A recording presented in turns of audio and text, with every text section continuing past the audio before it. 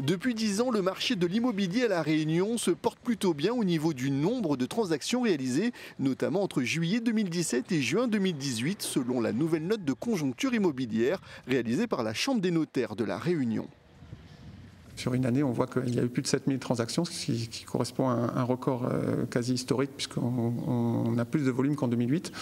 En termes de prix, les prix du neuf sont en augmentation. Les prix de l'ancien, par contre, subissent une légère baisse. Des prix en baisse qui attirent les clients, surtout âgés entre 30 et 40 ans. Si l'ancien se porte bien, avec un nombre important de transactions immobilières, aussi bien pour les appartements que les maisons individuelles, cela est plus inquiétant pour le neuf. Le prix des appartements a augmenté de 4,9% sur un an, de 11% depuis 5 ans. On s'aperçoit malheureusement que ça traduit un déficit. On a en gros divisé par 3 la production de logements neufs sur le territoire entre 2008 et 2018. Ces tarifs sont hétérogènes sur le territoire. Si le prix médian d'acquisition des terrains à bâtir est de 92 000 € à La Réunion, il varie de 50 000 € à Cilaos à plus de 170 000 € à l'Étang Salé. Les biens immobiliers des communes balnéaires de la côte ouest sont toujours très recherchés.